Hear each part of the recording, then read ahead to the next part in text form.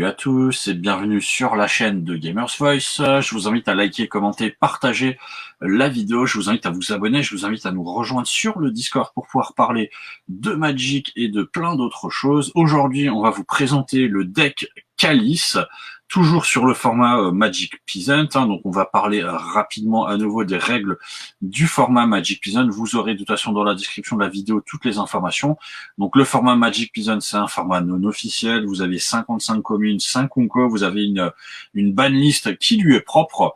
Donc, je vous invite à regarder ce que vous pourrez voir sur le lien qui sera mis dans la description de la vidéo. Et on va un petit peu parler des cartes. Alors, on va vous présenter la decklist. Alors voici la decklist. Vous voyez, c'est un deck que j'ai moi-même joué il y a quelques années. Je crois que c'était en 2016 ou en 2017 que je l'ai joué. C'est un Winnie White. Donc un jeu qui est basé principalement sur le blanc, même que sur le blanc, puisque à part le calice, vous n'aurez que des sorts blancs à lancer. Donc on va un petit peu regarder en détail ces sorts.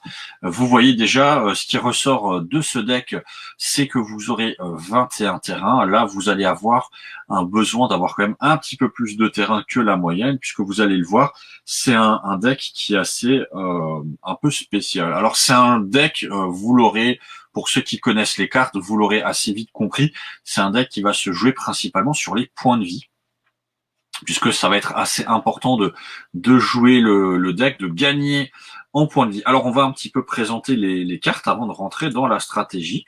On commence déjà par les terrains. Vous avez le Kabira Crossroad. C'est un terrain qui va arriver en jeu engagé, qui va vous produire du mana blanc. Mais par contre, l'intérêt de ce terrain, en fait, c'est que quand il arrive en jeu, vous gagnez 2 points de vie. Alors vous avez le Radiant Fontaine, qui est un petit peu la même chose. Vous allez gagner 2 points de vie quand il arrive en jeu. Il vous permet de rajouter du mana incolore. Alors ça, c'est assez intéressant, puisque voilà, vous allez pouvoir produire du mana. C'est les deux terrains hors terrain de base que vous allez utiliser. Et après, tout le reste, comme vous l'avez vu sur la présentation du deck, ça va être des plaines normales. Voilà, vous pouvez mettre des plaines enneigées ou des plaines normales. Alors maintenant, on va parler un petit peu des créatures. Vous avez le Soul Warden. Donc c'est une 1-1 qui sort pour 1, et ce qui est intéressant, c'est que quand une autre créature arrive sur le champ de bataille, vous gagnez un point de vie. Donc déjà, c'est même pas sous votre contrôle, c'est sur le champ de bataille, donc ça c'est très intéressant. Vous le mettez x4 évidemment, vous avez le Souls Attendant. Quand une autre créature arrive sur le champ de bataille, vous gagnez un point de vie, donc vous avez en fait une carte similaire qui fait la même chose. Vous avez le Cathédrale Sanctifère, quand il arrive en jeu, vous gagnez 3 points de vie, c'est une 1-1 toujours, donc voilà, je gagne des points de vie, et en plus ça peut me servir pour bloquer au final. Alors la carte qui peut être intéressante, c'est le Future Priest. À chaque fois qu'une autre créature arrive sur le champ de bataille sous votre contrôle, vous allez gagner un point de vie, et à chaque fois qu'une créature arrive sur le champ de bataille chez votre adversaire ou vos adversaires, ils vont perdre un point de vie. Donc ça, c'est une carte qui peut être assez intéressante, parce qu'elle va vous permettre à la fois de gagner des points de vie, mais aussi d'en faire perdre chez votre adversaire. Donc déjà, vous le voyez, vous avez 3 créatures qui vont vous permettre de gagner des points de vie quand il y a une créature qui arrive en jeu. Vous l'avez vu, de toute façon dans le deck, vous avez 28 créatures, donc de votre côté, vous aurez de quoi gagner des points de vie, et en prime, là, je viens de vous le montrer, vous avez déjà aussi une créature qui vous fait gagner des points de vie quand elle arrive. Donc déjà, potentiellement, je pose une créature qui me fait gagner des points de vie, et si en jeu j'ai au moins une de ces autres créatures, je vais encore récupérer des points de vie. Si maintenant j'ai 2 Soul Warden, voilà, là ça peut faire mal en termes de points de vie, vous allez pouvoir en récupérer. Une carte qu'on voit quasiment dans tous les decks Winnie White, c'est l'escadron de Faucon, donc qui est pour 2 un vol, qui va vous permettre simplement d'aller chercher les autres cartes escadron, et ça va vous permettre de les poser, voilà, tous, et de poser vos petites créatures. Vous avez aussi le missionnaire solitaire qui lui est voilà aussi très intéressant. Pour 2, c'est une 2-1, donc c'est correct en termes de puissance. Et quand il arrive en jeu, vous allez gagner 4 points de vie. Donc là, c'est vraiment pour vous faire un maximum de points de vie. Vous avez l'acolyte du temple. Pour 2, c'est une 1-3 qui lui aussi va vous faire gagner 3 points de vie. Ensuite, on va un petit peu parler des cartes donc créatures. Donc vous avez le Recubant Bliss, qui est tout simplement un enchantement. Pour 3, ça va vous permettre d'enchanter une créature, de faire en sorte qu'elle ne peut ni bloquer ni attaquer. Donc ça, c'est très intéressant un petit peu pour bloquer une créature.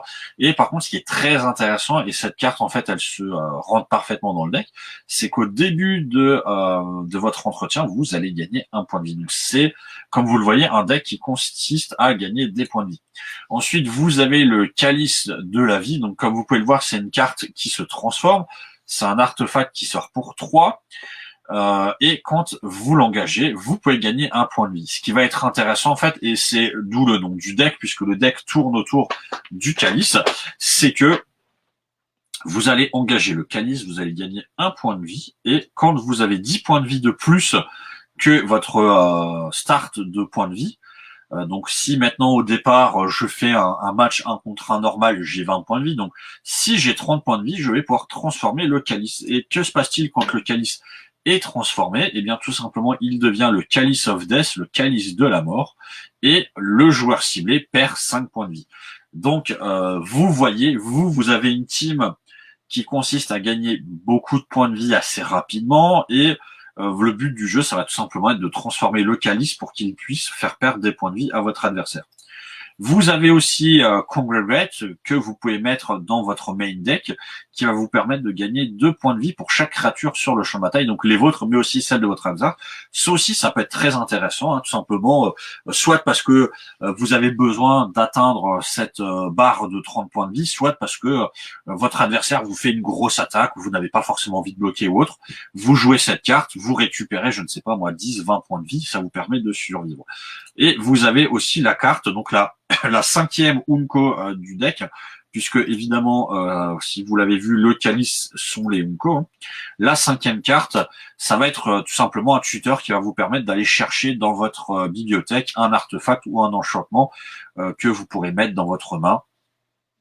Non, excusez-moi, que vous ne mettez pas dans votre main, que vous mettez au-dessus de votre bibliothèque, hein, mais comme c'est un éphémère, vous le faites à la fin du tour de votre adversaire et vous pourrez la piocher. Donc c'est une carte qui vous permettra soit d'aller chercher un calice, soit d'aller chercher, puisque vous pouvez aussi aller chercher un enchantement, soit peut-être d'aller chercher justement un enchantement qui va vous permettre de bloquer votre adversaire, une petite carte assez sympathique. Donc là, voilà, vous avez le deck qui a été un petit peu présenté. Moi, je vais vous présenter juste le Traben Inspector, qui peut être une carte, puisqu'encore une fois, c'est un deck qui a été joué il y a quelques années, mais ce qui peut être très intéressant, en fait, c'est d'introduire cette carte qui va vous permettre, en fait, d'avoir un petit peu de pioche pour le deck, et surtout, voilà, pour vous avez une 1-2, c'est très intéressant, qui va vous permettre simplement d'investiguer. Donc, vous allez créer un jeton artefact clé qui vous permettra, si vous payez 2, de le sacrifier vu piocher une carte. Moi, je vous inviterai, si ça vous intéresse, à le mettre à la place de l'acolyte du temple, tout simplement pour voilà, avoir une courbe de mana qui va un petit peu diminuer, même si vous passez de 2 à 1, ça change pas grand chose, mais surtout d'avoir de quoi piocher et d'avoir quand même une créature, une 1-2 pour 1, c'est très intéressant. Donc ça, c'est voilà la présentation des cartes. Maintenant, on va un petit peu parler de la stratégie. Donc, comme je vous l'ai dit, en fait, le deck tourne autour tout simplement du calice de vie, dont l'objectif est de se transformer en calice de mort. Pour ce faire, il vous faut un maximum de points de vie, il vous faut dépasser les 30 au moment où vous allez pouvoir le jouer, et tout simplement, vous l'aurez compris, vous avez le Soul Warden, le Soul Attendante, vous avez le Suture Priest, qui vont être vos 12 cartes, en fait, qui vont vous permettre de gagner des points de vie grâce aux créatures qui arrivent en jeu, et ensuite, vous avez le Cathédrale Sanctifeur, vous avez le Lone Missionary, vous avez le Temple Acolyte, que vous pouvez, comme je vous l'ai dit, peut-être le remplacer par l'inspecteur pour essayer d'avoir de la pioche. Donc vous avez ces cartes-là qui, quand elles arrivent en jeu, vont aussi vous faire gagner des points de vie. Vous avez les terrains aussi, hein, qui vont vous faire gagner des points de vie. Donc ça aussi, c'est très intéressant. Hein, voilà. Et donc l'objectif simplement du deck, ça va être de gagner un maximum de points de vie le plus vite possible. Voilà, c'est vrai qu'en général, en 3-4 tours, si vous avez une bonne main et si en face votre adversaire a un deck un petit peu plus lent ou a un deck qui est peut-être hors deck burn, hors deck contre ou autres qui vont vous empêcher vous de poser, qui vous font des dégâts assez rapides.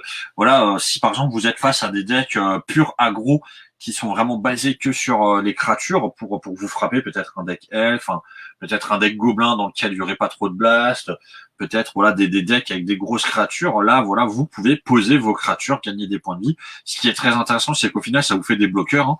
Voilà, n'hésitez pas à bloquer avec les créatures une fois qu'elles sont arrivées en jeu. Vous récupérez vos 3 points de vie. Si vous avez je sais pas, le Soul Warden ou Soul Attendante ou le Suture Priest qui était déjà en jeu, bah, ça vous fait gagner peut-être 1 ou 2 points de vie en plus. Donc les créatures ont rempli leur rôle.